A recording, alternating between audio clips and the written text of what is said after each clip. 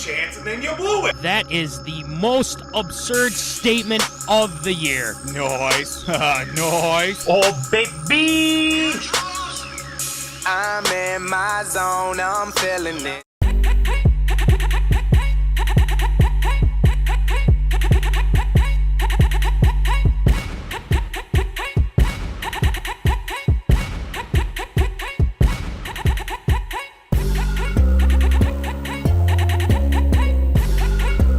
Live from West St. Paul Studios, it's time for MinneZona Sports Live with DJ Matty C and Paul the Shield Vold.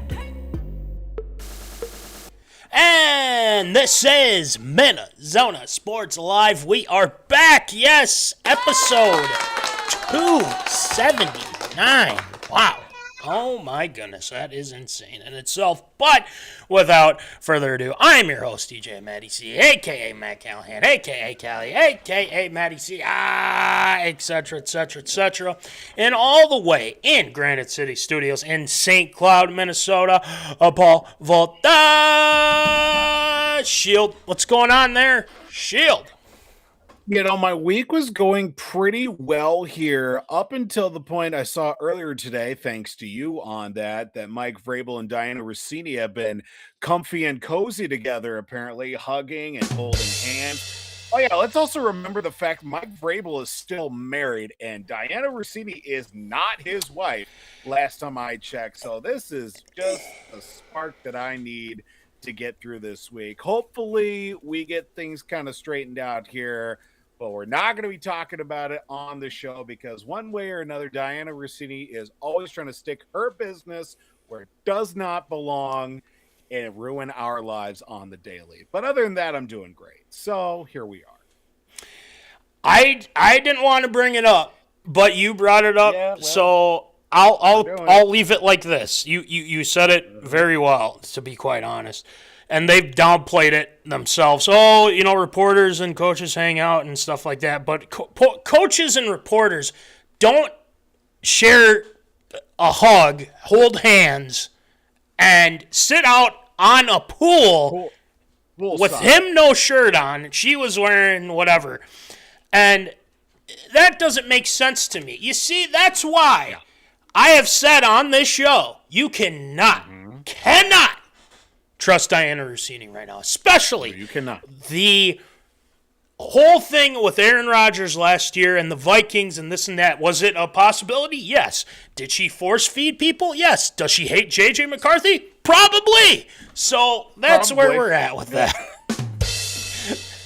We're starting off firing today. Pow, pow, pow. Pow, pow. So anyway, aside from that, playoff push is happening, Voldy. The playoff push is happening. The Wild are on a hot streak. The Wild won on Easter. Yep. The Wild won last night. The Wolves finally won. They beat the Pacers. They're taking on the Magic right now. It's a close game. Second period. This is second quarter. And the Twins are playing well. They're winning 4-0 right now. What is going on? Is like hell frozen over or something? I don't know. But you know, that's the amount of runs that are scored right now are the amount of fans that are there right now. Yep. Had to throw it there. I did. I went there. But you know, that is what it is. Have to. Everybody else is doing it. No, that's right. So. Yeah, there's a lot of playoff push we got to talk about with our Minnesota sports teams. But also, we are going to the Temple of Wisdom tonight.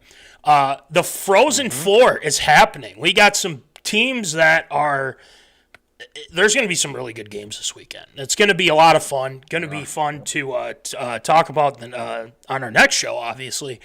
But Voldy has got us covered with that tonight for Virtues. Because nothing else is happening this weekend. Nothing from Thursday through Sunday. Only the Frozen Four. Nothing else matters. Unless you're Mike Vrabel and diannarussini. Anyway. I'm sorry. I'm done. Illuminati. That's what's happening right now. Illuminati. Well, speaking of Illuminati, ARA, we're starting off hot tonight with my guy. Our guy, Kirko Chains. He is headed to Vegas. He's bringing his chains, his fam, to Vegas. We will discuss that deal because there's a lot to talk about with that. And then a lot to unpack. And Michigan tops UConn for the NCAA title. Yes, you are looking at your bracket champ. Yes, that is me. I know, Voldy. It was between you and me. But the good news is that towards the end of the show, we won't do it right away. Towards the end of the show, I will pick somebody who will get their MinneZona. I have somebody in mind. I really do. There we go. We'll do it at the end of the show after Shield Shot. Plenty of it.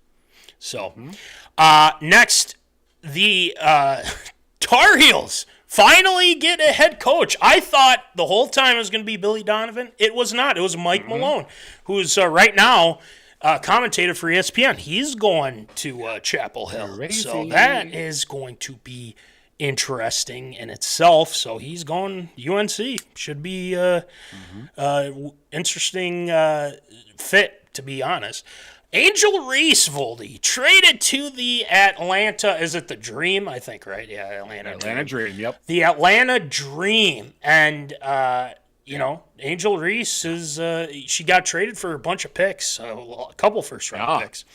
Oh, that's crazy. Exactly. And we'll discuss that. And then to round things off, the new executive order from our president is going to be limiting college athletes in some capacity. We will discuss that as well. And then, obviously, you know the deal. It's a Shield Shoutouts. That's right. So, anyway, we got to talk about our Minnesota sports team for Tater Tot Hot Take. I say we get it going with some Tater Tot Hot Take.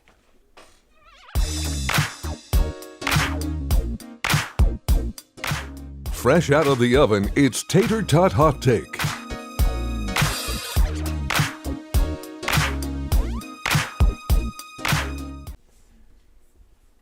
Give it a sec. Come on. Hey, and we're ready for Tater Tot Hot Take. In case people were wondering, and just so people know, it might take a second or two for us to get on the two-shot. Do not know what Ecamm's doing with our whole two shots. Whenever I switch to a two-shot, and then I try to go to Voldy or me, it just takes forever. So anyway, precaution on that, just so you're aware. Just a little bit. But the Minnesota Timberwolves are making the playoff push. We start off with them tonight. The Wolves had a 3-game losing streak, and it wasn't good. And as Voldy has right there, you can buy that hat, by the way, from us, because why the heck not? So make sure you guys get your Wolves hat. Who knows? I might be giving that one out. Who knows? We'll see. So keep that in mind, zoners. So the Wolves, 3-game losing streak, lost to the teams that are pretty good, I would say, not teams that are just like amazing by any means. But the Wolves have been dealing with some injuries, and Jaden McDaniels has been out for a couple weeks. He is back, and he is playing right now against the Magic. Speaking of, let's take a look. Wolves are down 10 at half. What the hell just happened? They were just down by 2 a second ago. Damn it! Not good, Bob. Not good. Not good at all. So we'll keep an eye on the game there. But the Wolves, a lot of stuff has come out about some discrepancies, I will say. Let's start with that.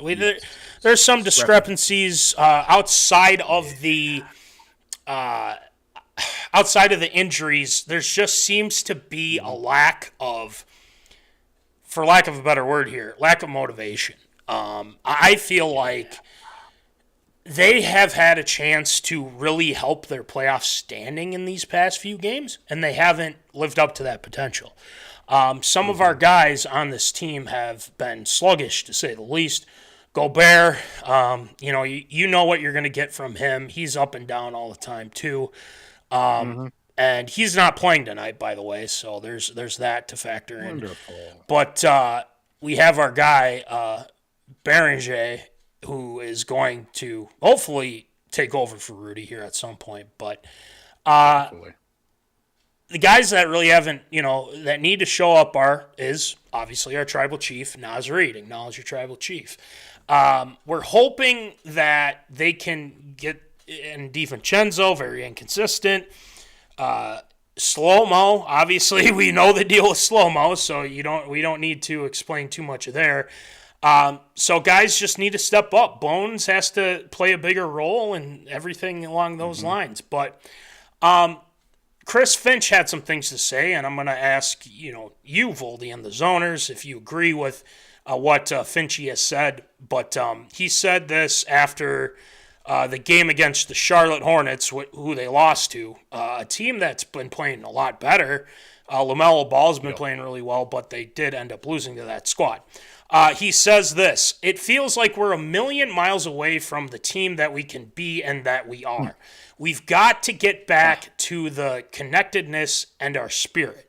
We've got to have some guys just play better," as Finchy has said. And I feel like we've seen this and we've heard this before.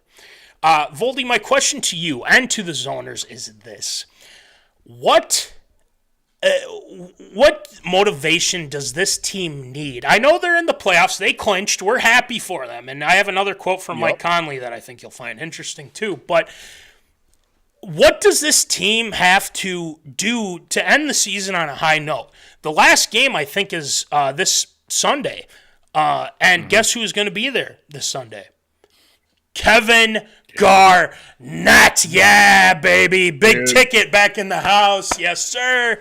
So hopefully, the Wolves can get back here in the second half, play well, and obviously along those lines. But Voldy, from this quote from Chris Finch, do you think that these guys are going to end the season off on a high note and not stumble into the playoffs, who they'll probably be playing the Lakers, who are stumbling themselves with the injuries they have? Are we concerned about the play that has been the T-Wolves so far here, Voldy? What do you got? You mean, I would certainly be a little bit concerned right now, not knowing that the Timberwolves have played a lot of basketball the last couple of years. Obviously, the D playoff runs are something to take into consideration, but ultimately, you would think that rest and recuperation from the offseason, obviously, the whole load management situation would come back in a better situation for the Timberwolves at this point of the season. But guys are dropping like flies. Some guys are coming back. Just hasn't been quite all there at this point. I would much rather be stumbling at this point of the season than say, obviously first round of the playoffs. I'm just taking a look here at the schedule. And obviously, like you said here, that the regular season does close up on Sunday. Let's see. Yeah, they've got the Magic tonight, then they've got the Rockets, and they've got the Pelicans. So winnable game tonight.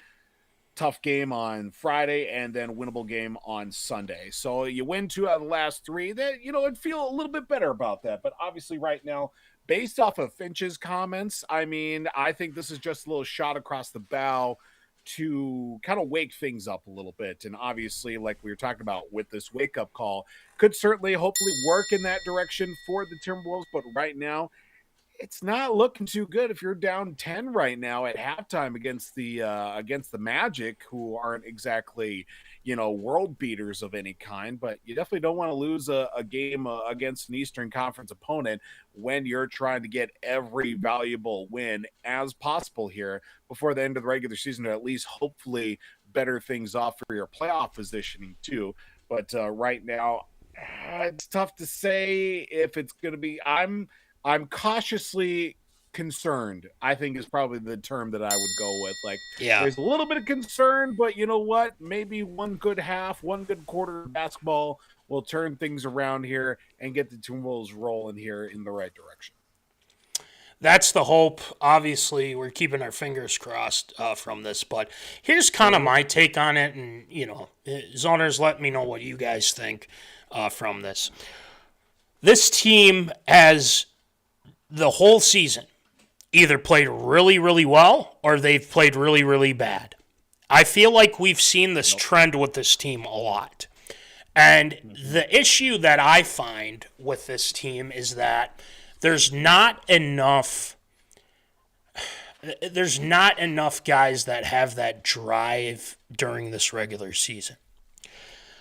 I've seen a completely different team these past 2 years when they've gone to the Western Conference Finals, where they're dedicated, they want to win, they're hoping to win. But like I said last week too, whenever they're faced with a bad call or dealing with the flops from SGA or things like that,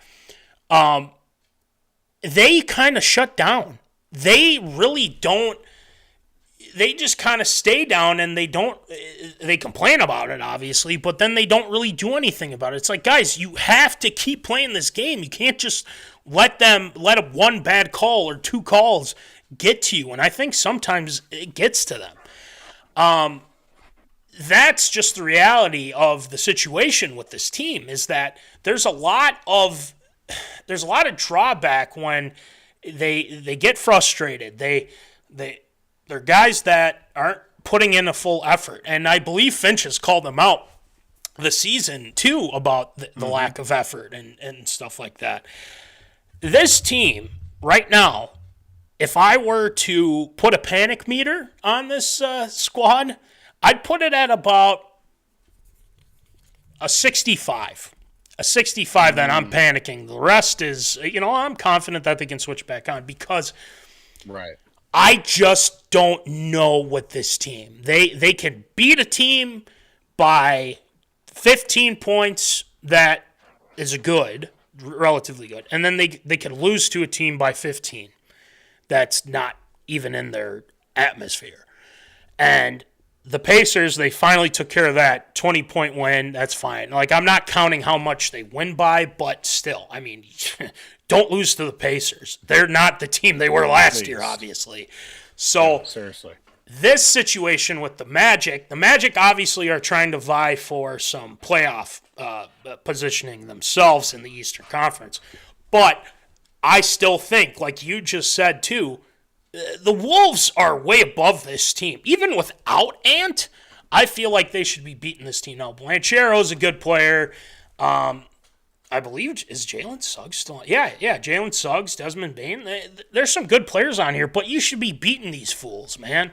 Like, these guys aren't world beaters either. So, they got to put it together, and, we got to get some things rolling in a positive direction. I think if they win these next 3 games, then I'll probably say, okay, they get the message. Ant's going to be back. This is going to work out just fine. Now, the Wolves are being careful, and I'm glad that they are, because Ant is a very vital piece to this team. So I think this is important for them. If they lose this game tonight, just don't lose the next 2. Just try and actually win these and go into the playoffs on a better note. I don't know. This team is so weird to me sometimes. I don't even know half the time what the hell they're thinking whenever they're going into these games. It's like, play when I want to play, like Moss and the whole deal back in the day. Anyway, let's go to Mike Conley. And I feel like the one person that can help these guys and that can get these guys motivated is him. And I think he said some things about the current state of the Timberwolves and whatnot. And he said, he was saying that they needed to kind of give the state of mind to the team and say, listen, this is what we need to do, guys, because we've done it before. We just got to flip the switch. He said this. I know guys can get down individually if things aren't going their way. When we do have an emotional team, and it can spiral if it gets too crazy, which has happened many times. It's not about just trying to keep everyone's spirits up and understanding that we're a really good team. Just because we hit a tough stretch with injuries or whatever we're dealing with, we have a lot in the tank. I believe everything that he said. He's putting the positive spin. He's a leader on this team. Guys look up to him.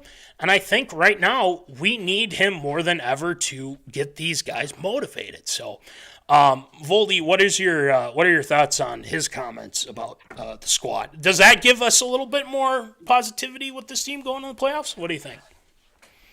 Well, I certainly listened to Mike Conley for sure, because obviously he's been in the league long enough to earn everyone's respect for his style of play and just the way that he's been able to keep his career relevant at this point of his career too. Definitely on the backside, of course, he did get traded away, cleared waivers, ended up signing back with the Timberwolves too here. So obviously he still believes in this team and this franchise as well to make that next big step, I think. And ultimately too, the way he's been kind of a figure piece the last few seasons with the Timberwolves, especially with these, like I said, deep playoff runs, it certainly helps to have that voice of reason for sure in a veteran guy that says, look, we don't need to panic. We just need to get back to the basics, get back to the nitty gritty, the foundational pieces of why this team is good and why we are great, and go on from that point. So I definitely feel a lot better now than I did probably about 10 minutes ago with this Timberwolves team here, especially in the situation where they're at here with 2.5 games left in the regular season. Right. And I think it kind of puts into perspective that he feels they're going to turn on the switch. Now, the one thing, I don't know if they can fall any further, but I don't think they have a chance at getting the 7th seed if they lose these next few. But just to be sure, you got to win at least one of those 3, I feel like. So get that done, because if you lose those games, you're looking at playing San Antonio in the first round. I don't want to play those guys right away. No way. So it's got to come down to this core of guys. Julius Randle, Jaden McDaniels, Rudy Gobert. The list goes on. So these guys need to contribute, because I'm telling all of the zoners, all of the fans right now, if the Wolves are knocked out of the first round, it doesn't matter how many games or whatever. It doesn't matter. Giannis Antetokounmpo is probably going to be in play here this offseason. I'm not saying that he's going to be a Timberwolf or anything, but you have to consider that, because the Wolves gave all their, were trying to work out a deal. They were saying, well, we don't want to trade McDaniels because they wanted McDaniels. But the fact is that those guys that were probably in that trade package aren't showing up or hurt or whatever. This is a very vital, lack of a better word, important deal with these Timberwolves right now, because if they get out of the first round, there's going to be changes, and they're going to be made, because you can't just go in and get wiped out in the first round and not expect some repercussion. This team is built to win, so turn on the damn switch, please. That's all we can ask. So anyway, we'll keep an eye on things. I still think they're in halftime. Let's refresh the page. Let's just see. Oh yeah, they're still at half. So we'll keep you up to date on the game. But let's move over to a team that's a little bit in a different position. The Minnesota Wild. They are hot, like smoking hot right now. They are in great position to possibly have home ice advantage against those Dallas Stars. But it gets even better, zoners. The Wild play the Stars tomorrow in Dallas. How about that? So there is a legitimate shot that the Wild could have home ice advantage in the playoffs if they end up beating the Dallas Stars. But some people are kind of like, well, we're happy. It doesn't matter. Like, home ice is overrated or whatever. I mean, I don't know. I'm not a huge expert in that. The Wild have played really well on the road. I think that has to be factored in as well. So this team is looking pretty damn good. And, my question to you, Voldy, is in the lower third, will the Wild catch the Stars? Do you think that the Wild will catch the Stars, have home ice advantage here in the playoffs? There's a couple games remaining. So what do you think? Well, right now you look at the standings here. I mean, you got Colorado, you got Dallas, and then you got Minnesota. Those three teams in the Central Division, 1, 2, 3 in the Western Conference. Right now, Minnesota is only behind Dallas by 2 points. So you win tomorrow night, you're tied. You've got the head-to-head. I don't know if that would slide them up. I would imagine that it would slide them up to that 2 spot. And then you look at the rest of the schedule here for the Wild, too. Then you've got to finish off, of course, with the regular season. Just a couple of games left. You've got Dallas tomorrow night. You've got the Predators on the road Saturday. You've got the Blues on the road Monday, and then you finish the back-to-back. Ooh, that's going to be an interesting one. A back-to-back Monday, Tuesday at the Blues, then at home to finish the regular season against the Ducks, who are a very exciting team as of late. And also, I believe they are in a position to make the playoffs as well. Do not hold don't hold my word to that. I believe that they are. Let me just look here real quick. They're certainly in position right now, but they got to do a few things. So they definitely have something to go with that game towards the end, of course, the regular season finale. I think right now, the Wild are kind of really putting everything together at this point. I think they do have a chance to get the Stars in this one, too, because it just takes one game to really turn the tide here for the Wild, too. Of course, just the productivity that they've gotten out of Voldy and Kaprizov. Of course, both of them 40-goal scorers this season. That's great to see. Just the way the team has really turned things around since, of course, the acquisition of Quinn Hughes. Mikey Lawrence is rolling his eyes right now, probably tuning in just because he's sick and tired of everybody talking about the Quinn Hughes trade, especially when it's broadcast on ESPN and their commentators as well. But I feel that with the depth that they also have and bring in like a Bobby Brink as of late and all the other guys they picked up post-trade deadline too, that they've really started to solidify and fill some roles that were left due to the numerous injuries that happened at the forefront of the season and a couple of guys that were lost to injuries as well. Joel Eriksson Ek has also been, kind of lying in the weeds. Guy goes down, or at least maybe Kirill's not feeling it. Maybe Boldy's having an off night. He can just slide right in there and make a nice setup for himself too, and be that guy that kind of just keeps moving right along, doesn't get too high, doesn't get too low, just continues to play with his game. Goaltending, obviously, too. That's always the big thing this point of the season and going into the playoffs. So you've got a hot goalie. He can carry you all the way through the postseason, all the way to a Stanley Cup. And with Gustafsson and, of course, with Jesper Wallstedt, too, I mean, I've seen a lot more of Gustafsson as of late. That continuing back and forth, that's seeing a lot more positivity for Gustafsson, because obviously coming into the season, it was his job to lose, and the way he's been rebounding as of late, that's great to see, to build that confidence as the season has really come along for him. I think the Wild definitely do have a serious chance of, catching the Stars and hopefully improving upon their playoff standing too, because we know that Colorado, I think they're 8 points up in the Western Conference standings. I think they're at 112 points, while second place Stars right now are at 104. Yeah, that's going to be a tough slide here for any team to do. Even if the Avalanche continue to win.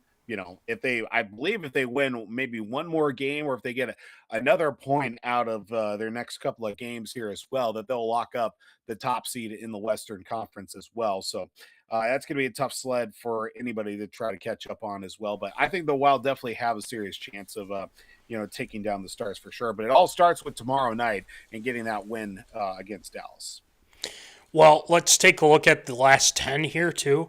The Stars are 3-5-2. Not great, to say the least, but, it's still, they're still good. It doesn't matter. I mean, it's kind of the same with the Wolves. Like, we know that they're really playing crappy right now, but, you got to look at it from this perspective of they can flip on a switch. Now, I believe more in the Stars than I do the Wolves right now, but it is what it is. But the Wild, they're 7-3 in their last 10. Won, obviously, 4 in a row. I think we talked about how bad this playoff format is. We understand that this matchup is something that should have been like a Western Conference Finals or something like that. Exactly. But it's not, and this is our situation. And shout out to our guy, Lucas. He's tuning in. What's up? What's up? What's going on, Lucas?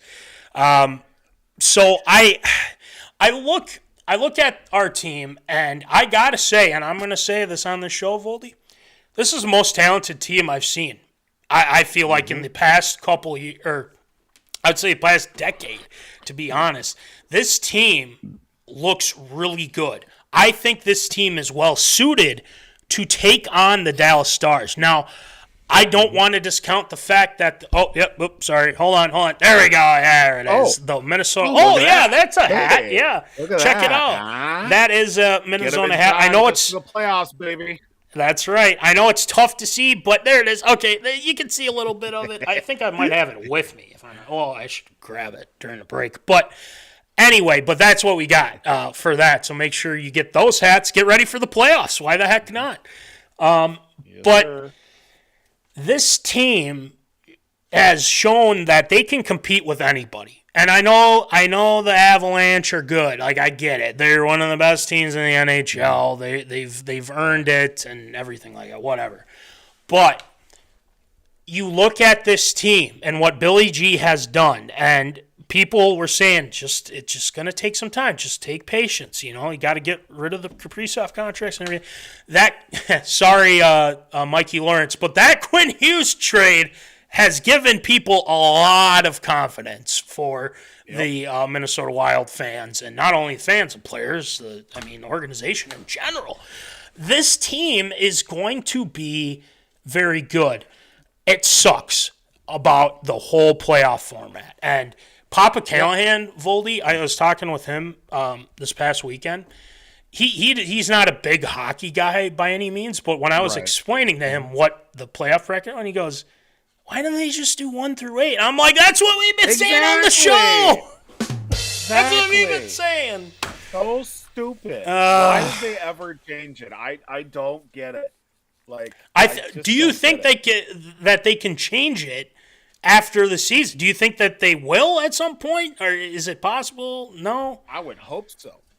Because it's dumb. So, but like the last few years have provided some very interesting matchups. I will certainly say that, like opening round last year where it was Kings Oilers as well. I mean, the Kings got off to a hot start against the Oilers, but the Oilers made it all the way to Stanley Cup final once again. I mean, there's been some very intriguing matchup, but like 1 versus 8, why reinvent the wheel? For teams that just sneak into the playoffs, I've always said the most dangerous team, or the most dangerous team is the most desperate team, the team that just barely sneaks right in. What have we always seen in like the NFL or the MLB playoffs? The team that always sneaks in and wins the wild card, wins that 1-game playoff to get into the playoffs to take on the team that's been resting comfortably for a week and a half. I always take my eye and say, look, you can't count out the wild card team because they have nothing to lose at this point. They're just taking it, just keeping the routine and just going with it and just continuing, like today is their last day. And that team ultimately ends up having the greatest success. So like, I like to see those top seeded teams go up against, the 8 seed, the team that's just happy to be here. Just a bunch of scrappy guys that can put something together here and hopefully make some serious noise. And we've seen it a few times how a bottom seed can make their way into a deep playoff run before, unfortunately, maybe the Cinderella run ends, or sometimes they make it all the way through and quite possibly bring home a championship on top of it. But yeah, the playoff format right now is dumb, and I feel like a few more people that continue to talk about this will certainly have their way in saying something to hopefully get it changed for the future. Exactly. And speaking of the wild card teams, right now the Mammoth are hold that one spot, their number 1 wild card. The number 2 right now is the Nashville Predators. I think they're fighting with the Kings and I guess the Sharks in some capacity. And some of these teams are kind of like the Kraken. I don't think are catching up. The Blues aren't catching up with anybody either. So it's going to be tough sledding. But you never know with these teams. We've seen teams not only in the NHL, but like NFL teams. I mean, think of the New York Giants. I mean, they were 6 seed, kind of went from there. I know, bad memories. I was just trying to make a comparison. I wasn't trying to throw shots, to be honest. The first thing that pops in my mind is that damn Giants team, unfortunately. Yeah. Well, then another team that popped up in my mind was when the Packers won the Super Bowl. They were a wild card team as well, which I don't want to really think about. Anyway, but again, this is just the reality. They have to go in. It's confirmed for sure. The Wild will be playing the Stars. It just depends on who's going to get home ice advantage. Yes, now, if the Wild don't end up getting that, I'm not super concerned because, to be quite honest, I think they can beat them. You know, I think they can beat them in Dallas for sure. If it was a Game 7 in Dallas, I think that the Wild could win or would have a really good chance of winning. Oh, yeah, definitely. Barring any injuries and whatnot, God forbid. But, yeah, I mean, it's confirmed now. This team matches up. These two teams match up pretty well with each other. The Stars have had the Wild's number in previous years. You can't really think about that now because it's a different team, obviously, and there's a lot of factors into that as well. Everyone seems relatively healthy. Voldy, I don't see anybody. I think Bogosian was out for a game or two. I don't know how far or how long he will be out, but it's something to keep an eye on. It seems like everyone's relatively healthy, so this is the time to make some noise. This is the time to go on a run. Do I think this team can make go to the Stanley Cup? Yeah, I do. I do. Absolutely. But I would just like to see a fun, long playoff run. Obviously, I want them to get to that point. Let's just see it happen. Get out of the first round. Yes! We got to get out of the first round. I know people are tired of hearing of it and whatnot, but listen, we've suffered through enough. It's time to get into the next round. It's time. It's been beyond time. So let's get it done, please. That's all we can ask. So we will keep you up to date on that, and especially the remaining games for the Wild.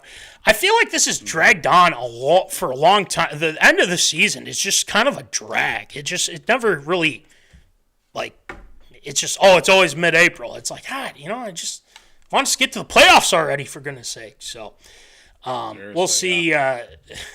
We'll see how far they get and how they do. And we have a lot of confidence here on this show, and we'll see how it goes. But a team that I'm losing confidence in really quick right now is the Wolves. They are down 86-68 right now. Third quarter. See, this is what I'm talking about. This is what I'm talking about. This is not a good look. Not a good look, Bob. So we'll see if they can figure some stuff out, but I'm not liking what I'm seeing. So, so that'll do it for Tater Tot Hot Take this time around, but we are sticking with some hockey.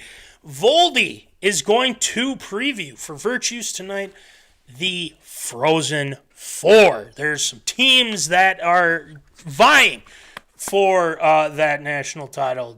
You got Denver. You got Michigan, not only in basketball, but in hockey as well. North Dakota, UND, Voldy's squad, and those damn Wisconsin Badgers, apparently. I don't know how that happened, but it did. So Voldy is going to take us to the Temple of Wisdom. He is going to enlighten us with his knowledge on the Frozen.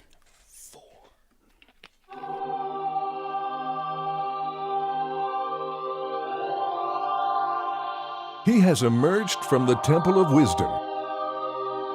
Gather round for Voldy's Virtues.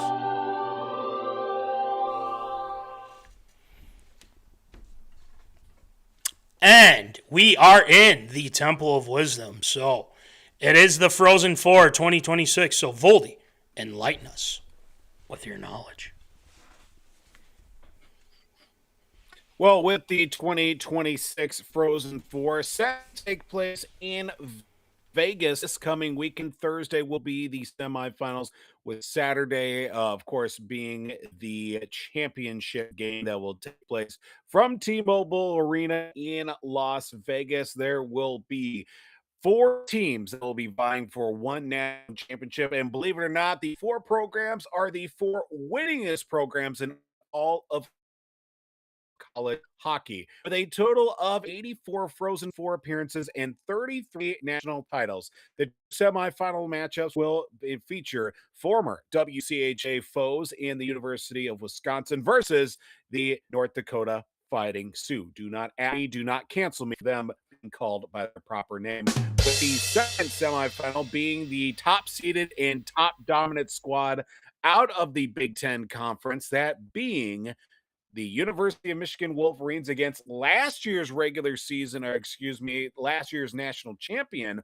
or a team that's been always very competitive for a national championship, that being the Denver Pioneers. Now, they've had a great run in most recent years with the University of Denver. Well, let's talk about the first matchup between Wisconsin and, of course, the North Dakota Fighting Sioux. Now, North Dakota comes in as the second best team out of the nation, not giving up a goal in their regional out of Sioux Falls this past weekend. They certainly did have, 2 weekends ago, I should say. They have certainly shown their merit despite losing in their conference semifinals. They did win the regular season out of the NCHC with a very deep squad that they've had under first-year head coach, that being Dane Jackson. They've been led by, of course, their great scoring that they've had out of Will Zellers. Great offensive play from him. They've had some great, leadership roles out of Bennett Smolik, who is a Rochester kid and native as well. So there's a little bit of hometown pride for that. But of course, where they've really seen some great play overall is from their goaltending situation. The goaltender of the year out of the National Collegiate Hockey Conference, the NCHC, Jan Spunar, of course, he stopped all 53 shots he saved against the 2 opponents in the regional. He has been one of the more consistent, if not the best goaltender in the nation as of late. More of that coming up. So that certainly bodes well for the University of North Dakota. Now, looking at the other side here against Wisconsin. Now, Wisconsin has been very interesting to see, because they've been kind of the third man out, or even in the top 4 or 5 in their conference, let alone in the nation. Everybody's been keeping tabs on Penn State, Michigan, with the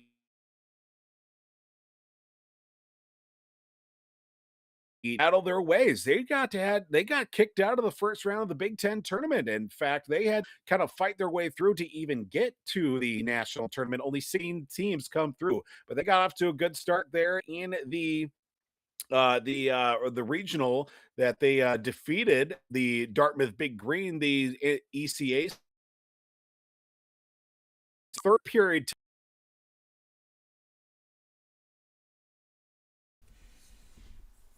Hi, yeah, that's me. Just a little technical difficulties. We'll try to get Voldy back on here, but very interesting to see all these teams, especially Michigan, not only in hockey, but basketball. They just won a national championship. So, it's very interesting. All these 4 teams, especially the Badgers, who had a great season. You look at not only those guys, but you look at Michigan. Like I said, Denver's always in the hunt. Obviously, UND. I think a lot of this has kind of come down to how these teams are going to, take down each other's strengths and whatnot. And Voldy will probably get into that. Obviously, with Voldy moving, the Wi-Fi is a little bit different and whatnot, so we'll try to get him back here in a second. But yeah, there's a lot of things to consider here with this Frozenfour and these teams especially. So a lot to look at for the squad or all these teams, to be honest. And this preview, and I don't know who really has the biggest edge, but I think it is, in fact, Michigan. Michigan, I feel like has, shown that they've beaten these, top teams. You look at Wisconsin taking on North Dakota. It's going to be a good matchup. Already some of these guys are moving on to the NHL. Guys have been signed and whatnot as well. So there's a lot to factor in with this matchup. So I really haven't been following as much, but we're gonna work with what we got when we get Voldy here back in a second. So you would hope that these games are going to probably be 1-goal games. It's going to be apparent here for this squad. So we'll see kind of what Voldy's thoughts on these matchups are. But the Denver-Michigan one I think is going to be legit. It's going to be a very interesting matchups, and we'll kind of keep in tune with what's going on there. So. I'll probably start. I'll give you my thoughts since as we're waiting for Voldy, but I'm gonna go Wisconsin or the Fighting Sioux. I'm gonna go with Fighting Sioux. I just feel like they know what they've been here before. Wisconsin's obviously been there, but they haven't been as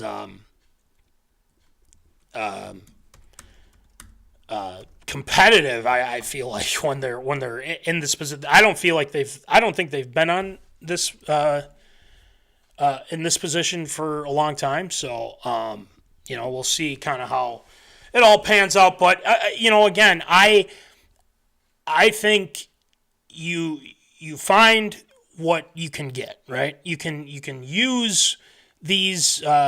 You can find these teams and have them be competitive and see how it goes. But yeah, I'll go UND. The next one, let's and again, this is a guy coming from a guy that really hasn't followed too much college hockey this year, but take it with a grain of salt, to be quite honest. Let's take a look here. I don't know why my computer's doing this to me. Why? Hi. Let's take a look. So I would say I'm going to go Michigan. I just feel like they look good. I would go with Michigan and UND, and I think that's going to be the matchup that people are vying for. So we will keep in tune with that. And who's going to win? I'm going to go with UND. I'll go with UND. So speaking of the Fighting Sioux, let's take a look and get to our guest, who is finally back in tune and whatnot. We got all the technical difficulties, but he is back. Voldy, I'm picking UND to win it. I'm picking UND. So go ahead, finish or keep going where you were. Go ahead. So just to make sure that we're all on the same page, about whereabouts was I when we broke up, I should say, just so I'm not doubling back on anything. Kind of remember when lost contact. You kind of got into the matchup between Denver and Michigan, if I'm not mistaken. Okay. Gotcha. So one thing to know about as well, did I mention that Jimbo is actually going to be at the Frozenfour this coming weekend? I did not know that. No, that's awesome. Yes. So our insider Jimbo, I talked to him about the matchup between Wisconsin and North Dakota. What does North Dakota have to do to get this matchup here? And it comes down to get scoring, get goaltending. With Jan Spoonar and net, of course, not giving up goal through the regional, that's not going to be the case. He's going to have to he's going to have to do well, but he's going to have to just make that one extra save in order to be a big difference here for North Dakota against Wisconsin. He said 5-1 final against Wisconsin. Now we go into the matchup here against, top-seeded, top-rated Michigan against Denver. Denver is always a team for some reason that continues to find a way to be extra relevant in the national tournament. They've been a Right. team that has the most national championships for their program in the entire NCAA for men's college hockey. David Carl has built a great program there, and since he took over a handful of years ago, and just continues to build up that program year in and year out. But yet on the other side, you have quite possibly the best goaltender in all of college hockey in Ivankovic, that being for Michigan on the other side, who has been just tested game after game through the regular season, through the Big Ten tournament, and also through the regional as well. But they've also got some studs. Michigan just continues to pump out top-rated players left, right, and center. It also doesn't hurt that Michigan has guys that have the experience from their dads. They have Keenan Draper, son of Draper of the Red Wings, notoriety, and also Stanley Cup champion there. Will Horkoff, son of Sean Horkoff, who was a longtime player in the NHL as well. And like I said, too, with Jack Ivankovic, he has been the best goaltender in college hockey, even though that program that continues to pump out great players just hasn't been able to get over that hump in the last couple of years. But with the depth that they do have, and it's a very dangerous team, I would definitely put my pin in for Michigan, but you can't sleep on the Denver squad when it comes to the Frozen Four. Because for some reason, that, like I said, they just continue to find ways to stay relevant and continue to just be a team that can find ways to win. If I had to pick one team to win between Denver and Michigan, obviously I'm going to go Michigan on this one. I did too. I just feel with the player that they have of Ivankovic that has played throughout this whole season and just continues to be the stud that he has been between the pipes, it can definitely be a team to frustrate Denver enough to knock them off their game. While on the other side, you have all these studs for Michigan that can find a way to get the puck in the back of the net. So we got North Dakota versus Michigan for the right to call national champion. Now, this is where it comes down to, like I said, with the Wild especially, you can have a hot goaltender and ride him all the way through the playoffs. Ivankovic versus North Dakota's depth of scoring is definitely something that I would take a very serious look at, and honestly flip a coin to say who's going to be who's going to win the national championship. Right. At the end of the day, I feel like with the amount of scores that North Dakota has against one goaltender and the top tier talent that Michigan does bring in, I just feel with this team in North Dakota, it's a little bit of a different team, because last couple of years under head coach Brad Berry, it was just kind of very much show up, do your work, leave, basically. But this North Dakota team, they have some kids on this squad. They're very promising, very active, very attentive to, what they want to do to help rebuild and restore this program. So at the end of the day, I'm going to hitch my wagon to the University of North Dakota to bring home their ninth national championship in program history. And Jim Vold will be a very, very happy man, not only with the Granite City Lumberjacks winning a national championship, but his University of North Dakota Fighting Sioux bringing home a national title in Vegas.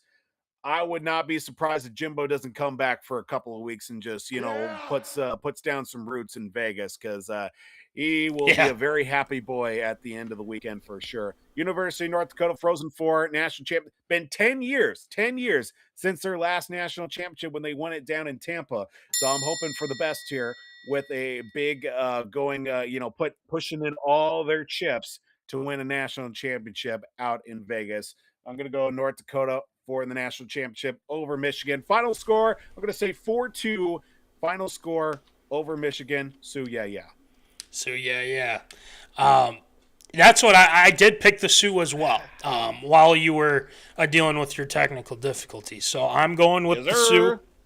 Who will also love that is our guy, Will Rattel. Will Rattel, we'll have to ask him his thoughts, see how he feels about his mater and whatnot. Will Rattel. But like you said too, and I said this while you were away, don't count out Michigan. Don't count out Denver either. I mean, Denver could come in and just steal the whole damn thing. I just hate Denver with every fiber in my being. I don't understand how a team can just be so quiet. Like, they're like the Tampa Bay Rays of college hockey. Where it's not like that they suck year in and year out and then you just put together this World Series run. It's just like they're very much kind of ho-hum, like, hey, we're pretty good, we do okay, and then playoffs come rolling around and they just steamroll everybody. Like, they win the NCAA tournament, and then they just beat the crap out of everybody in the national tournament and win a Frozen-Four. It's like, God damn it. Just stop it. I hate Denver. I hate Denver more than I hate Minnesota Duluth for some reason. And God, it just gets on my nerves every time I see Denver win. I just don't like it. I hate Denver for the life of me. That's always why I hated Jason Zucker. And still to this day, even though he was great for the Wild, I'm just like, oh, but he played for Denver. Like, damn you. I Damn see. you, I gotcha. Yeah. Well, he isn't like our guy. High horse. Yeah, no. Well, at least he's not your guy, Phil Kessel. I mean, at least it's not to that extreme. But the one thing, true. The one thing that I find interesting from the squad or from the Frozen Four is that I hope the Badgers don't get to the national championship. Good Lord, I can't handle Wisconsin Badgers winning the damn thing too. So, Sioux, all the way. I'm hoping that they can get it done. Even though, I'm obviously, got to go for the home. What's that? If they do win, it would be a sweep for the Wisconsin Badgers because the women won the national championship as well. Wow. Mm-hmm. Not good. Just continuing that legacy of greatness. Yep. Oh well. But we'll be in tune. We'll be in tune for those games. There's really nothing else going on, so you might as well just hop on, watch, nothing whatsoever. Maybe a little UFL action. There's. I really haven't been following. I will say the UFL. No. To be quite honest, I got to check on our Battle Hawks for sure. But they keep changing everything. They got. New coaches, they got old coaches, new places, they got new AJ teams. McCarron. AJ McCarron. He's the head coach of the Birmingham Stallions, I think. Anthony Becht is now in Orlando, I think. Yeah. Ricky Prohl is head coach of St. Louis. It's just wild. It's weird. I like it. Well, I'll have to check in and see how they're doing too. But Frozen Four this weekend. The draft is coming up, but there's only so much you can talk about because I mean, it's a waiting game. It's a waiting game for sure. So, check out Frozen 4 this weekend. Make sure you're watch a little hockey. But that'll do it for Virtues. We were in the Temple of Wisdom. We have gained more wisdom going into this weekend, and we'll go from there. So, ARA stacked this time around. We got Kirko Chains going to Sin City. He's going to the Raiders, and to be probably mentor / maybe with the Raiders after the season. We'll see. We'll discuss that contract. Could be starter. That's very true too. I would hope. I love Kirko. We all know how we feel about Kirko here on this show. We will discuss that here starting off. The Michigan Wolverines basketball. Yeah, I figured that was going to happen. Thumbs down. Yes, they did win. Get it off my screen. Yeah. Get it off. Maybe I should just put the graphic up. No, I'm just kidding. But Michigan defeats UConn. It was a good game, though. I mean, I enjoyed it. I watched it. Yeah, well, there you go, too. So I will be choosing somebody and whatnot. We'll discuss that game. UNC finally gets their guy, not Billy Donovan. Mike Malone is headed to Chapel Hill for the Tar Heels, so we will discuss that whole ordeal. But angelreese, she's going to Atlanta. She's going to the ATL. She's out of Chicago. She's going to ATL for some first-round picks. Don't know why, but we'll discuss that. And then there is an executive order from President Trump to limit college athletes, NIL stuff, the whole kit and caboodle. We'll discuss that as well. So let's get it going. What's up? Observed or approved? It's time for everyone's favorite segment, Absurd or Approved.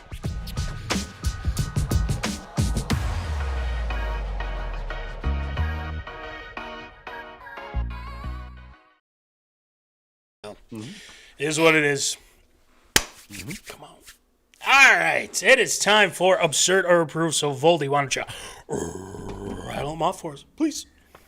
Well, we start off in the world of the NFL, where the Las Vegas Raiders are in the process of adding a quarterback. Of course, they have the number 1 pick in the upcoming draft this time next week, but they decide to add a little bit of depth to their quarterback chart, as the Raiders have decided to add Kirk Cousins 2 days after, of course, Clint Kubiak this past week. So they wanted to add a veteran quarterback to their roster. Now, of course, the likes of which, now we're talking contract wise as well with Kirk Cousins, because money for him is never the issue. It's all about the guarantee. Now, it looks like Kirk Cousins will be making $20 million in guaranteed money for this upcoming season. Now, the deal will also include a club option for 2 years at $80 million, which could be worth up to $172 million over 5 years. Now, that would be quite considerate for a 37-year-old quarterback, of course, coming off this past season, his first full season after the injury that took place a couple of seasons ago. And, of course, a very rocky, tumultuous tenure in Atlanta. Now, for Kirk Cousins, no stranger to Clint Kubiak as his coach. Of course, they were fond of each other at the back end of his tenure in Minnesota with the Vikings. Now, with the likes of which, of course, the Raiders are, of course, in conversation with that number 1 pick to look at Fernando Mendoza as a quarterback to take off the board at the number 1 pick. But Kirk still no slouch, and under a Clint Kubiak system, of which he had success with in the back end of his career with Minnesota, that did lead to a playoff win and a very promising season as well. I believe back in 2018, 2019, I would believe of that time. But is it absurd or approved? Now, with Kirk, who could quite possibly be the starting quarterback right off the bat, will Kirk start over under 10.5 games for the Raiders this season? It's a great question, and it's been brought up a number of times from the signing, from the not only the national but the local media here, because we all loved Kirko here.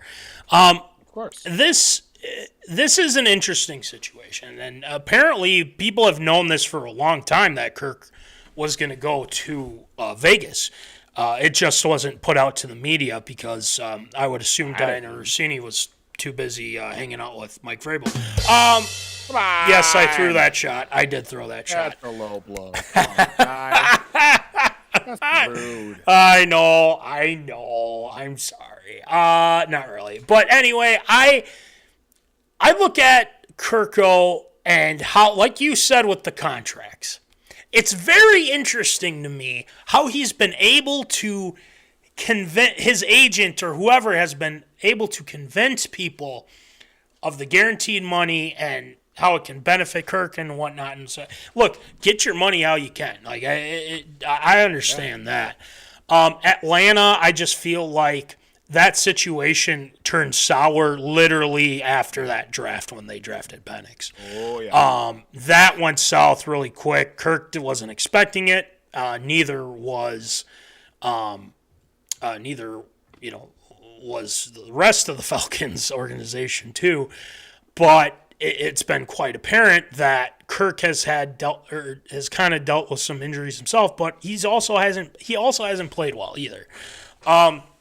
He went into a new system, really didn't fit him, and now you're going into a system that you're familiar with. Clint Kubiak, Ryan Janocko, they're going to have an offense that's going to be tailored to Kirko Chains, and when they get Fernando Mendoza. Now, I still believe in Kirk, but the issue that I have with the Raiders per se is that offensive line. It's not good. Yep. It's really not good.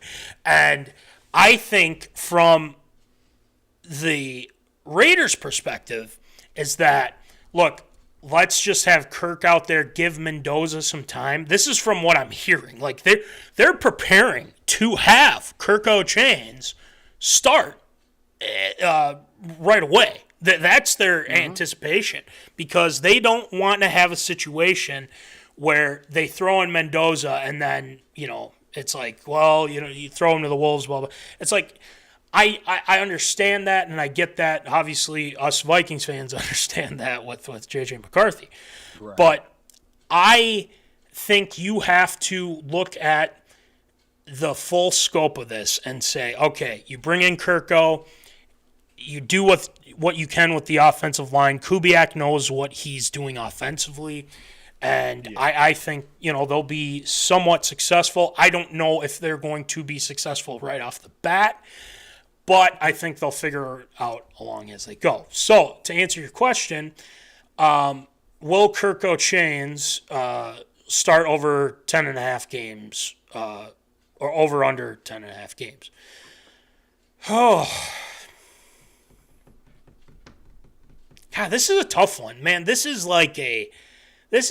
one of those things where it's like, if Kirk just absolutely sucks, he's probably just going to retire, because in that contract, the Raiders can opt out after one season. Yeah, exactly. This is tailored. Mm-hmm. This is tailored to help not only the Raiders but Kirko Chains as well. So I am going to take the over. Yes, I'm going to take the over. Look, I think Kirk is going to be serviceable enough.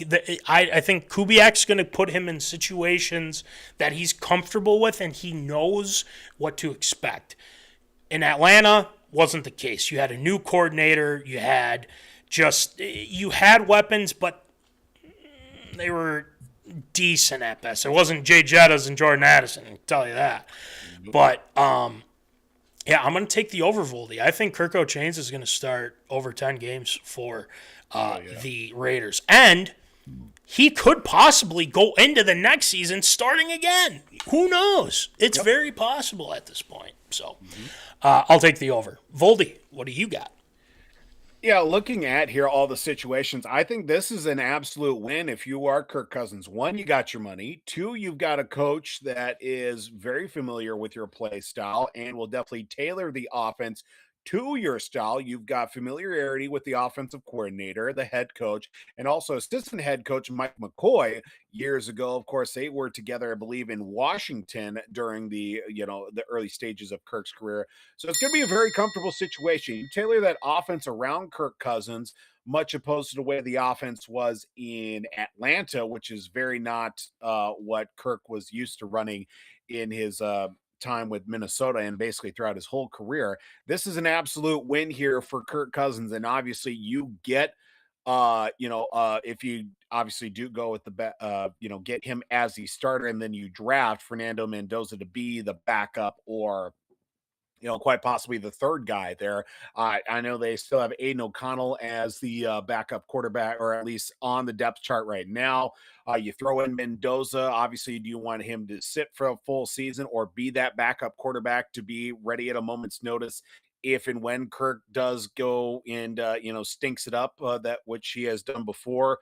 Or do you just let it ride out and give, Kirk the full season, maybe a season or two? But if he stinks after 1 year, you can cut tail, you can cut bait and go. And then you bring in Mendoza, who had a full season to sit and to watch and to learn your routine, how to get it all down, and eventually go out and be the starting quarterback for the Las Vegas Raiders. That would be a win.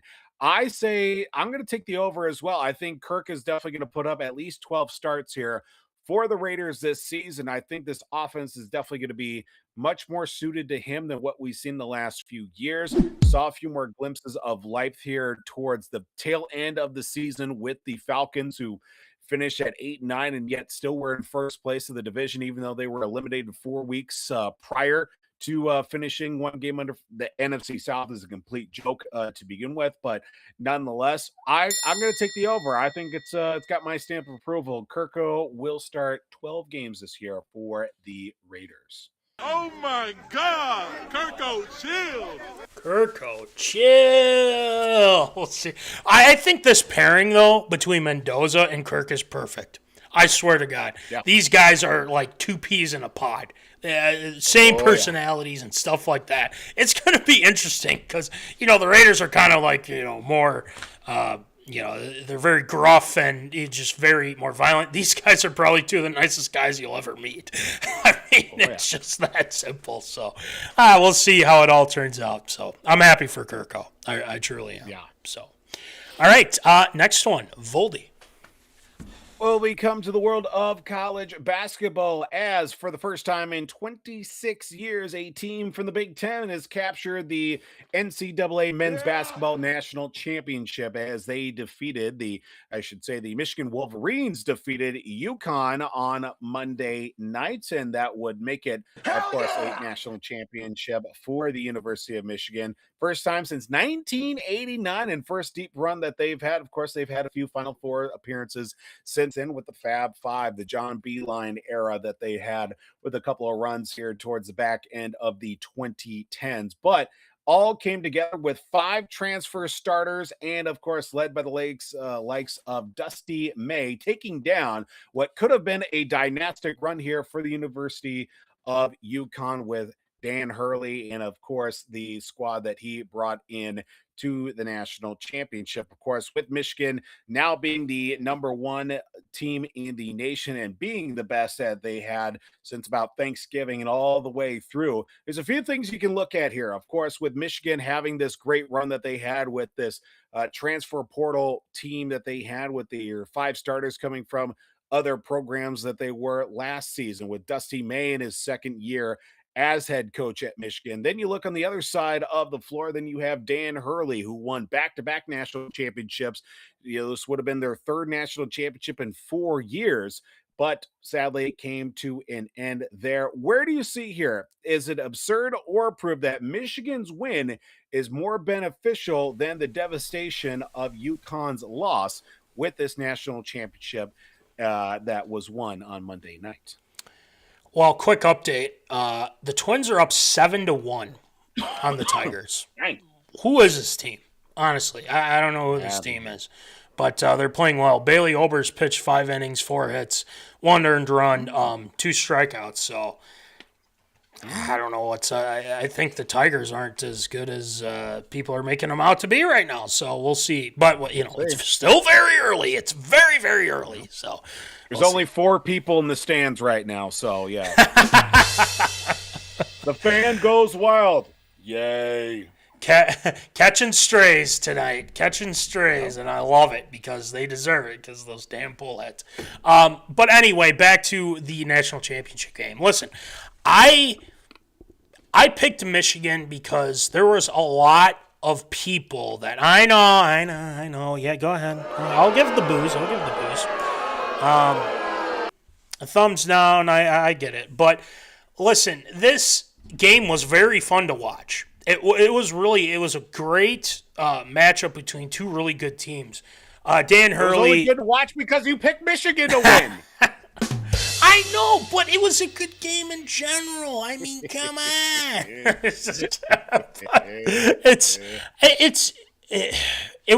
Because defensively, this is what I like about college basketball. They play defense. NBA, they only play defense when it's the playoffs. But it is what it is. I like the fact that both these teams were trading blows back and forth. No, the Michigan Wolverines were still leading the game. They didn't even make a 3-pointer in the first half. At one point I saw they were 1 for 14. 1 for 14, and you're winning? Like, what the hell's going on? But you got to give credit where credit's due. They went and they took it to a team that was almost going to be labeled the dynasty. You can't discount the fact that the Mullins kid who hit the shot against Duke had a phenomenal game, who worked his tail off. Caravan for the Huskies as well was fantastic, and he was part of those teams that won the national title the past 2 years. Unfortunately, does not get it in his senior year, but they're a good team. I mean, I got to give Hurley some credit, too. I kind of feel like, and this is just from an outside, I know people have said, like, oh, that's just how he is, and this is what he, that's how he coaches, this and that. I just kind of think he's a little bit of a diva. to be honest with you. Kind of like a little bit of a diva coach. When the camera's on him, he's doing something weird. He's headbutting a referee, or he's getting. It's weird, man. But he can coach. He really can. So, and especially early in the year when he was like showing off, like, oh, I got 2 rings, and says, goes at fans. It's like, dude, just relax, all right? You don't have to rub it in people's faces all the time. But what I will say is that Michigan, having a Big Ten team win, it looks good for the conference. Yes. Excuse me. I'm sorry. Not the Big Ten. The Big 20. Yeah, the Big 20. That's right. It's interesting to me because when you have that type of talent and where you're able to recruit as many guys as you have, if you're the Michigan Wolverines and in a very, very competitive conference, you look at teams that had a great run, like Iowa. You look at teams like Nebraska. These guys are on the they're on the come up. I mean, they really are. So, UConn, I just think, had a bad shooting night too. They didn't play well. They fought. I mean, they really did do a good job at keeping the game close and whatnot, but they just could not break through down low because they were getting buckets. Michigan was getting buckets down low. But credit to them. It was a fun game. But I say Michigan's is more beneficial from this perspective. Is that you're putting the Big Ten basketball back on the map again. This conference has always been very good, but I feel like when you get to the tournament, some of these teams fade. And I feel like Michigan State's kind of one of those teams. They're good, but they just, when they get to like Elite Eight, Final Four, they struggle a little bit. So, I'm going to say approved. Michigan's win, I think, is more beneficial. UConn, they're going to be back. There's no ifs, ands, or buts about it. They've built that program from. I mean, they won in 1999, and they've won 6. Since that first one. So, I'll give it my stamp of approval. I will go with that. So, Voldy, what do you think? Just a couple of quick notes. Now, this makes it a complete sweep for the Big Ten in the National Basketball Championship tournaments, of course, with UCLA's women's program winning the national championship as well. That came on Sunday. Of course, UCLA now being a Big Ten team, still have to wrap my mind around that. Now, this game overall, now, coming into it, UConn pretty much had to do everything. They did everything that they want. They played their game, and yet they still lost. They just couldn't make shots was kind of the thing here. And, of course, they held their other team to 60, under 70, keep them right around in the 60s. But yet UConn at the same time, they couldn't capitalize and they couldn't get shots. I think they really were pressed to try to find, Mullins, I believe it was, the local kid there to Baylor Mullins, I think it was, kind of ride the hot hand of him. But at that point, I think the luck had kind of run out for UConn at that point. But on the other side too, like with Dusty May and this starting, the starting 5 that had obviously all these transfers from, seasons past, I think it's just a step in the right direction for them, bringing home a national championship. Some of them will, probably be moving on to the next level to obviously the NBA, and that's going to open up the portal a little bit more for Dusty May and the crew that they have at Michigan to find the next crop of guys to bring home a national championship too. So I wouldn't be surprised if they end up doing something along those lines. It'd be very interesting to see how they build and capitalize off of this, just because, like we had mentioned too, the Big Ten's always had this run of teams. Of course, they had, they had over half the teams, or if not very close to half the teams from the Big Ten into the Sweet 16, whittled down to 2 teams in the Final Four, one bringing home the national championship. Things are looking up here for the Big Ten, at least on the basketball side of things too. But for Michigan, I think this win is definitely more beneficial for them than UConn's loss. That program is well established. I think even in the loss, Danny Hurley is definitely going to be just fine with all his antics and everything. He's a very fiery personality. He's still going to get the guys out of the portal and the recruits as well to keep pushing that program in the right direction. But I think for Michigan, this was as big of a win, obviously with the national championship and bringing more recognition to the program than if they made it all the way to the title game and lost. Right. I think that would have been probably maybe a step back. But I think the win is definitely more beneficial. It's got my stamp of approval. The one thing two things. One, Yaxel Lendenborg, who got hurt against Arizona, dude's a warrior. Mm-hmm. He sprained his left MCL and then his left ankle as well. And he fought, and you could just tell he was in pain, but this dude really fought hard, and he did a great job in this game, this national championship. So I got to give credit's due. Mm-hmm. One thing I want to give Hurley credit for is that he's like one of the only coaches now, and I didn't really realize this until later, but he's the only college basketball coach that really wears a suit and tie nowadays. I never see that anymore. I mean, that's great. I mean, I love the old school suit and tie stuff.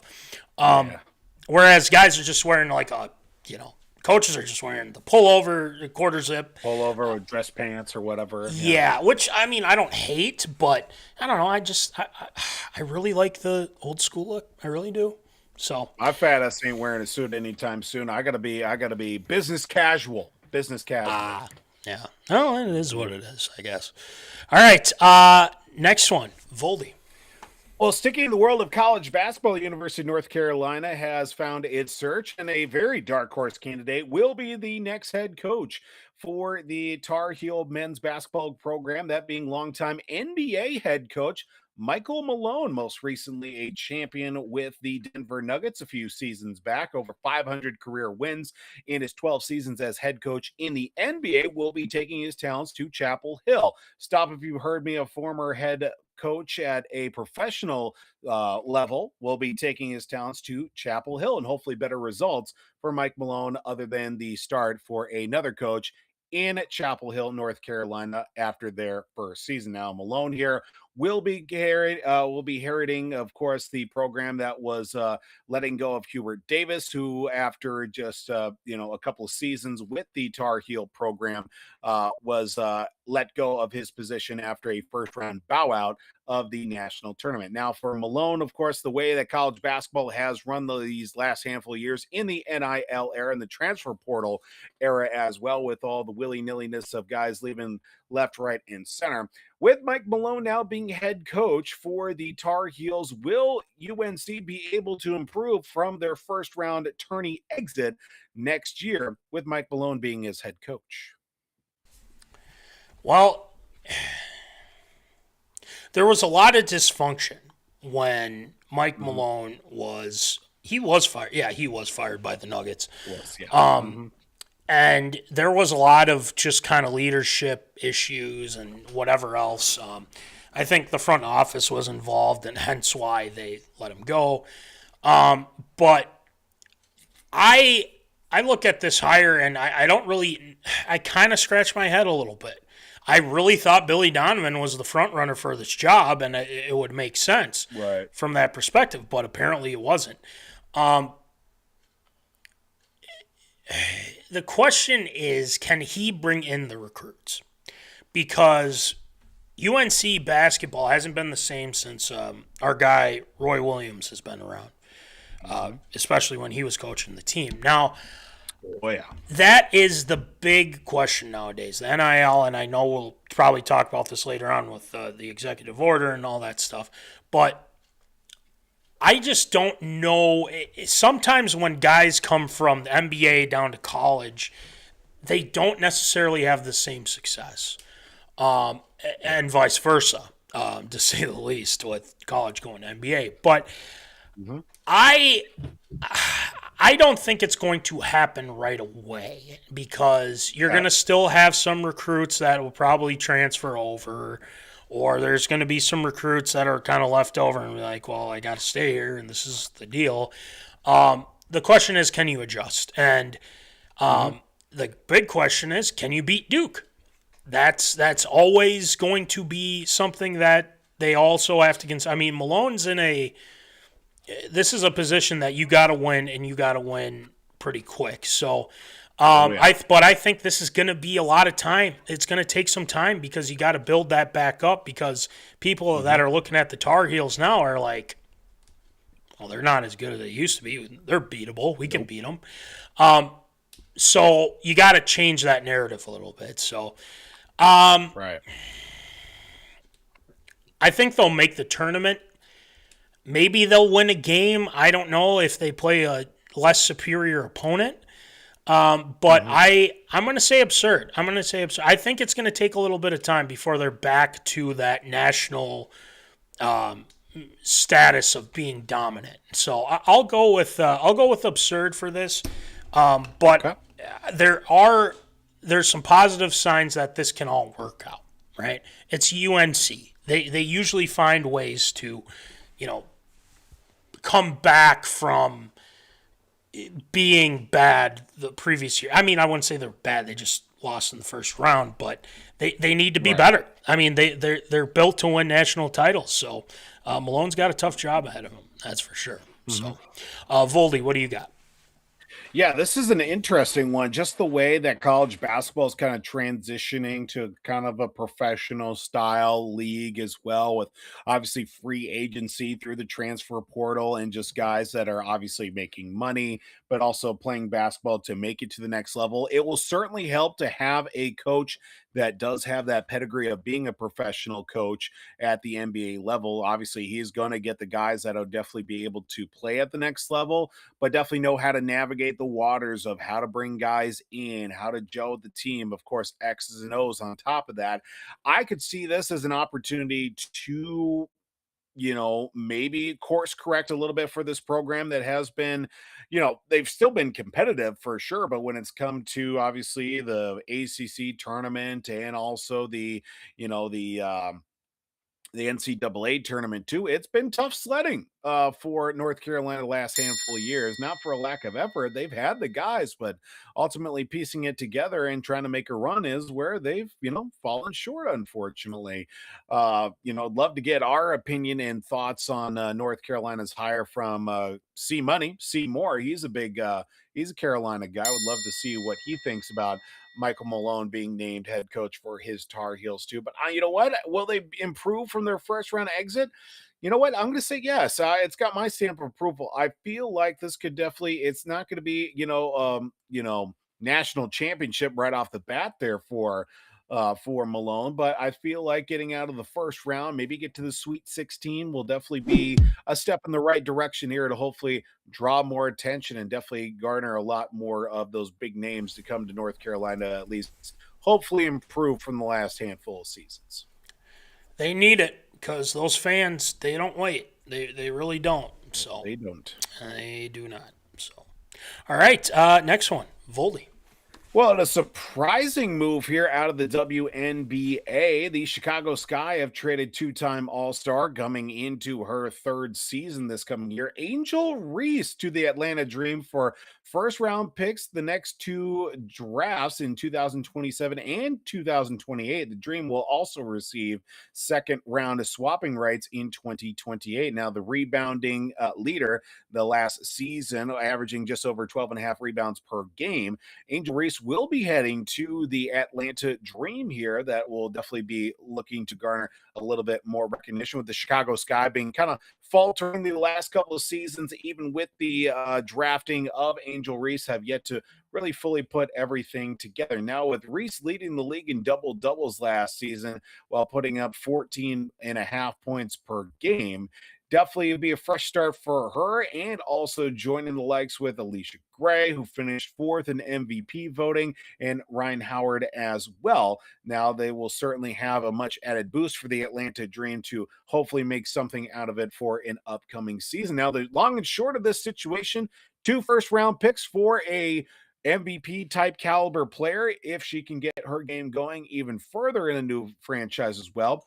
Straight up, who won this trade? Was it the Chicago Sky or was it the Atlanta Dream with the acquisition of Angelreese?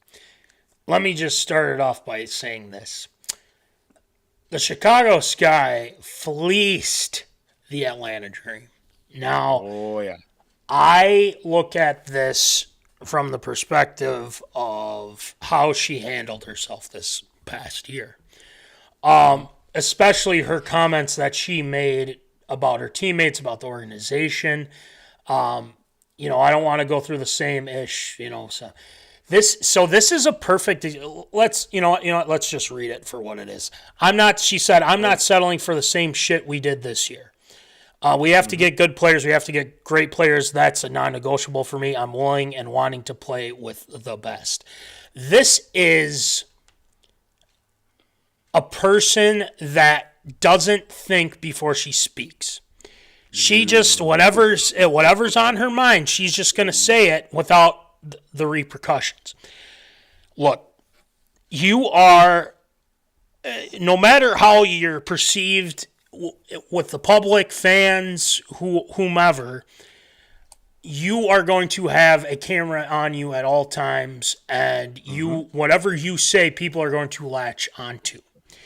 Your teammates didn't like that you did that, and especially that the organization didn't like that as well. This was a situation where the Chicago Sky are like, fine, we'll just trade you, and we'll get some first-round picks, and we're going to add to this team without you in it. Not saying that she's a terrible player by any means. I wouldn't say that.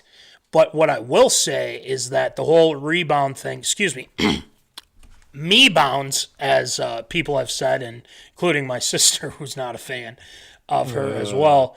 And I think they absolutely fleeced the Atlanta Dream. Will the Atlanta Dream be better? Sure. But you know what? In the long run, Chicago Sky might have a bunch of really good players these next few years. And then this would be probably the biggest fleece of all time in the WNBA, I should say. You can bring up the stat. They were 1-13. Look, they weren't a good team. It's that simple. They weren't a good team with her. And for her to act as if she's the star of that team, I would disagree with, because she hasn't earned that right. And we all know she's controversial and whatnot. But listen, think before you speak. You are in the public light, and whatever you say, it's going to be criticized. So that's just how it is. And if teammates don't like you, not good. Not good, Bob. So to answer your question, yeah, Atlanta didn't win this trade. The Chicago Sky did with those picks. So, yeah, I'll go with the Chicago Sky. Voldy, what do you got? I mean, just looking at what Chicago has coming up here now, 5 first-round picks in the next 3 seasons for them. I feel that this is an absolute win for Chicago. Of course, they've been struggling to, get something going for them and their franchise ever since, they won the WNBA title with Candace Parker. And then since then, of course, they draft the likes of Angelreese. Of course, she's been able to put up numbers, but those numbers haven't really translated to wins. So they just take, all of her angst, if you will, and now ship it off to Atlanta. So maybe that'll hopefully steer them in the right direction, and hopefully give Angelreese an opportunity to maybe find herself and play with a couple of players that actually know what they're doing, instead of her having to be the main focal point of the team and of the franchise. So she can definitely be a prominent player for them, but she isn't going to be leaned on to be the number one player as a whole. Now, I think Chicago definitely won this trade for sure, where they can definitely kind of rebuild and retool the franchise with these first round picks over the next few years. That will certainly hopefully drive them in the right direction. Of course, we've got the draft for them coming up here in a couple of weeks, I believe, here for the WNBA. Of course, tip-off for the season, I believe, is May 8th. Don't keep me at my word. So we're about a month away from tip-off for a new WNBA season, with a draft coming up here in the next couple of weeks. So I think as a whole, Chicago won this. They get rid of the locker room cancer and just all the publicity that goes with Angelreese, while also getting some very much needed compensation for her time in the Chicago Sky locker room as a whole. But the Sky definitely won this. But, it's not like we hate Angel Reese. I think she definitely gets in her own way, and still the pettiness of why Caitlin Clark is more highly regarded than she was. It's just, she won a national championship, that being Angel Reese with LSU, and apparently she didn't feel like she got enough respect for it. But at the end of the day, she won. Like, what else is there to complain about? I would much rather win and get zero recognition for it, because at the end of the day, I know I won, and that's the end of it. But then again, I'm not a prominent enough person to say, or at least people hang on to every word that I say as well. But, at the end of the day, best of luck to Angel Reese. We wish her the best of luck on her future endeavors. So there you go. Well, let me add real quick. She is still a young woman. I mean, she's 23 years old. Absolutely. And I just think there needs to be some maturity that goes through with her, because, look, you and I know this. We got on Jameis right away when all this whole thing, got on. Yeah. Not saying that she's going to be like Jameis and, be, kind of a media darling and, be, so on and so forth. But there has to be some maturity with her, because you're not going to last long in the league, in the WNBA, if you're acting like a child. That's how it works. So, all right, last one, Voldy. Well, if you would have told me here that I would have two stories that included conversations on President Donald Trump these last 2 weeks, I would have said you are an idiot, and we are not a political show by any means. But nonetheless, President Trump signed an executive order this past week that is designed to limit how long athletes can play college sports and how often they can transfer between schools. Now, this order that will direct the NCAA to create rules that mandate college athletes can play for, quote, no longer than a 5-year period, and allows them to transfer schools only once before they graduate without having to sit out a season. Now, the rule changes are scheduled to go into effect August 1st. Any school that plays an athlete who doesn't meet those new limits could risk losing its federal funding, not just the program, but the college and athlete, the school, the university as a whole. Now, the order also will state that the NCAA should update its rules to create a national registry for player agents and create policies that prevent schools from cutting scholarships or other opportunities for women's and Olympic sports in order to pay their athletes. So a lot of that, a lot to take off, but the main gist of it as well, the big parts out of it. 5-year period, one transfer before graduating.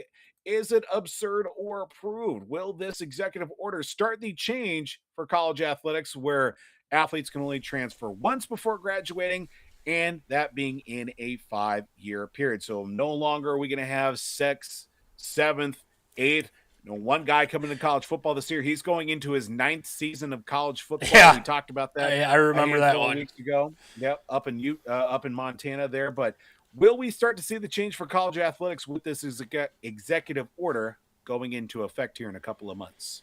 Well, it'd be a damn shame, because Antoine Winfield, who had injury, Antoine Winfield Jr., who had injury stuff. Mm-hmm. Look, I feel like there needs to be a gray area where people can, depending on the situation, like, for instance, Antoine Winfield Jr. Like, if there were some... Case Keenum was another guy. Case Keenum, another perfect example. 2 medical red shirts. Yep. Exactly. So there needs to be, and again, I'm not going to try to get political here, but a bipartisan thing on this whole thing.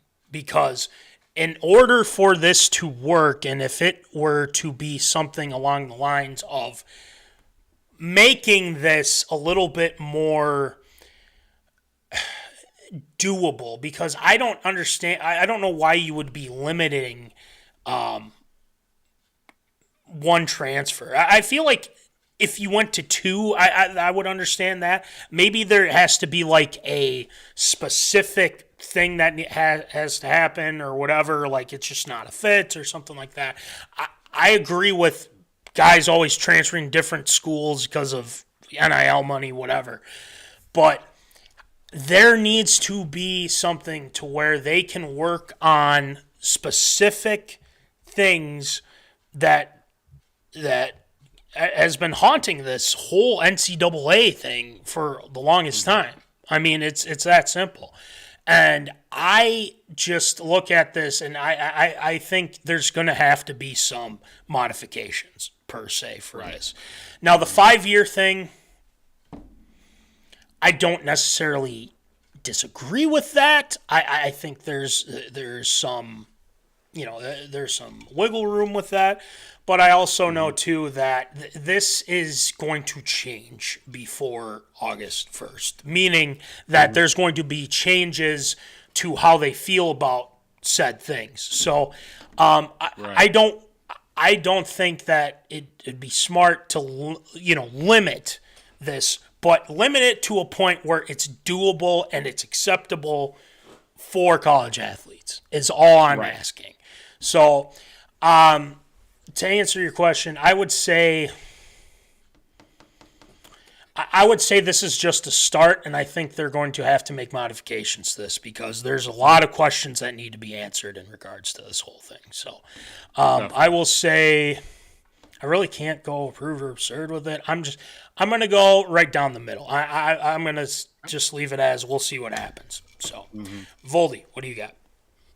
Because it used to be the rule here when it come to the NCAA. Of course, you get like a classic example that I think of is Pat Reeds. Pat Reeds at Southwest Minnesota State was on the baseball team. He played junior college baseball probably a good 4 or 5 years, and he stepped away, was an auto mechanic, and then came back for baseball at Southwest. So the rule is kind of I believe it was the 10 semester rule. So 10 semesters, 5 years. He had used two at I played 2 years of JUCO baseball, so that's 4 semesters right there, and ended up redshirting his first year, dealing with injury, coming back, and ultimately putting together a great career at Southwest, and which ended up being in the Hall of Fame for Southwest too for his time back in the day as well. So congrats to him on that. I believe that is the case, but yeah, so there's.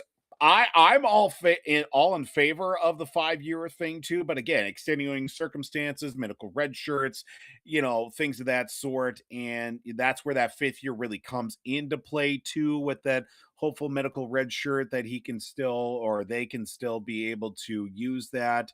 And the one transfer thing, I think that does make sense, because ultimately, it used to be too the graduate transfer. You spend your 4 years at one institution, you graduate, then you can transfer and play right away. So you can do your 5 years and play technically for 2 programs, as opposed to obviously play 1 year, transfer, play another year, maybe transfer, and you end up playing for 4 or 5 different institutions by the end of your collegiate career, or something even more ridiculous on top of that. So I am more than in favor of kind of slowing things down. I don't want to say limit. Let's just really pump the brakes here on the whole transfer portal. Guys playing 7, 8, 9 years. Of course, the last couple of years, I feel like we've been at the tail end of it. Then you get like, oh yeah, one guy's gonna, be coming into his 7th year of college football. One guy, like we talked about a couple months ago, going into his 9th year of college football too, with all the injuries and just stuff on that. Is it going to be I think it's definitely going to start to change. It's got my stamp of approval. But I think this is just the very much the baby steps, or at least the groundwork that's going to be laid for bigger changes to come, because there is still very much a lot of things that still need to be taken care of with NIL, the transfer portal, obviously eligibility things too, that definitely need to be taken into account before it's all said and done. Yeah, a lot to be discussed, and maybe it can work. I don't know. It is what it is. Great job with area this week, Voldy. Thank you, sir. You know what we haven't had in a while? This is kind of off topic, but it's just something I haven't really seen in a long time. We got a thumbs down on our stream. Somebody gave us a thumbs down. Dang. Is that Terry? Is that our guy Terry? Thanks for the page views, as Voldy said famously. But, hey, we appreciate you tuning in. But, yeah, I just thought that was interesting. We got a thumbs down. Wow. Yeah, that's first wild. I've seen that in a long time. So, thanks for the page views. Anywho. Maybe you'll get a shield shout out. Who knows? Apparently. Maybe. All right. I don't know. But speaking of that, Voldy's got some shield shout outs to get to. So I say we get going. What's up? A shout out. Shield shoutouts.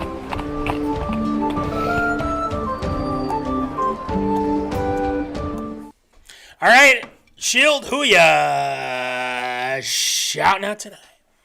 Well, of course, as the season has wrapped up for the Granite City Lumberjacks, award season has come through, of course, with the All-West Division team for the Granite City Lumberjacks. 3 players made the list this year for the Lumberjacks. Did include record-breaking forward, that being Ty Smith, being named the All-West Division team with a banner season that he did have, of course, with winning a Fraser Cup championship, along with defenseman Colton Waston-Gesso, who had a very much a productive year up on the blue line for the Lumberjacks, while goaltender Nathan Mock also joining his 2 teammates on the All-West Division team that was announced earlier this week by the NA3HL. So a big shout out to them for the awards, and of course bringing home national. Oh my goodness, I'm kicking everything left and right here. But again, we're good. Another great season here, and yeah, that'll do it for Shield shoutouts here this week. Short, sweet, to the point. Short, sweet, to the point, like you just said. Versus got bigger things to do. We do. We got some things to take care of. So great job with Shield shoutouts, obviously. Thanks, it has come time to choose who is getting a prize for. Yeah, I know. Look, it's Joe not Clements. Just because I lost. It's not just because I lost here. Yeah. It's also because if UConn would have won, I would have won the bracket pool at my place of work as well. I was just 20 points behind the winner. And that person didn't have a winning team through, I think, the Sweet 16. And yet, you got robbed, Chief. I got robbed, Chief. As Coach Hines would like to say. Or just because, we got a second here. Son of a mother duck. Yep, that's right, as Coach Hines has famously once said. But Joe Clement said this, too, on the social medias. He goes, it's kind of a little sus, fellas. Yeah, it is. Because I know the whole Michigan, the cheating scale. I understand what he was getting with that, but and of course, the I two just guys picked. that run the bracket pool are the 2 that are. Yeah, that too. But again, look, I didn't follow much college basketball. I'll be the first to admit I really didn't.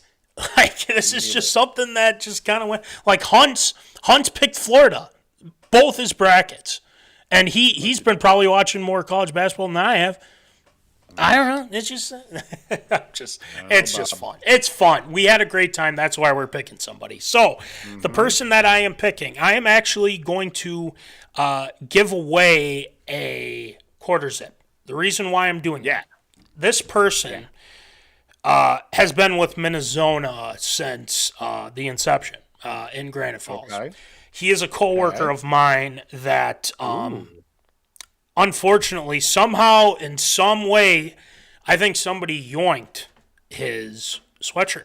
Unfortunately, the nice sweatshirt. Yeah, I know. I don't know how, but it was sent to the right place. This was when Jimbo was running it as well, and Jimbo sent it to the right place, and it was there, and someone yoinked it. So the person that I'm going to give it to, and I feel like I owe this person a little bit too. Taylor Barker. Taylor Barker is going to be getting the Quarterzip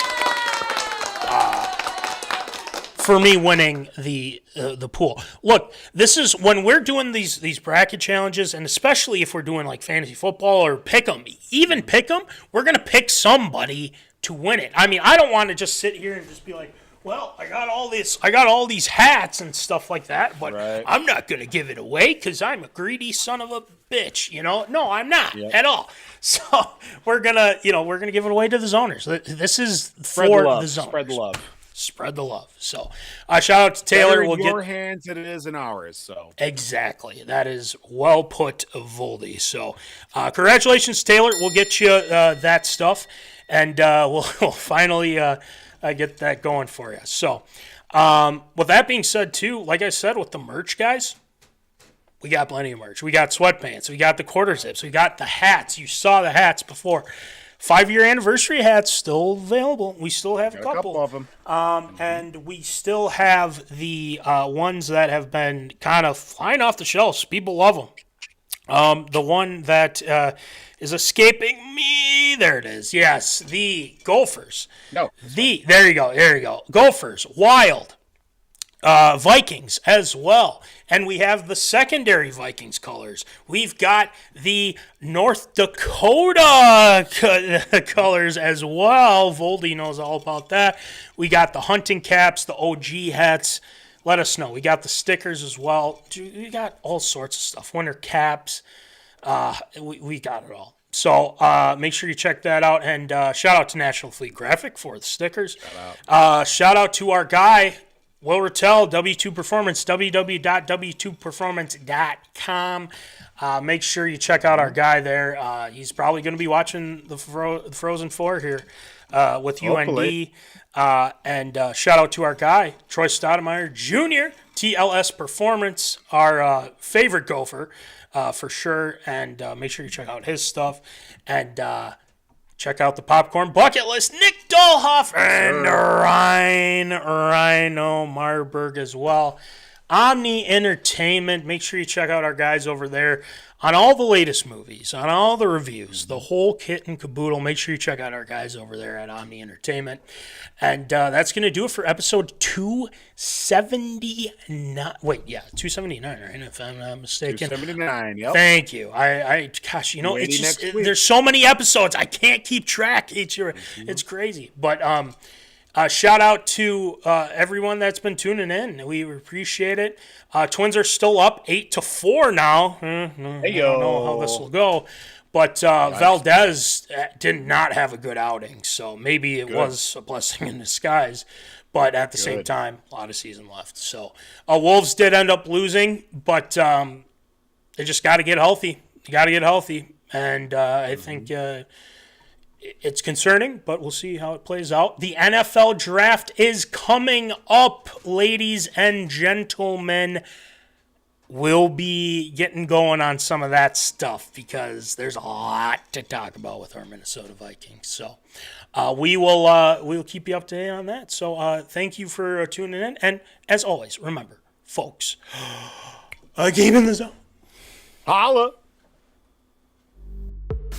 Thank you for watching MinneZona Sports Live. Join us Wednesdays at 7 p.m. for live show broadcast. And as Voldy likes to say, follow us on all the socials medias.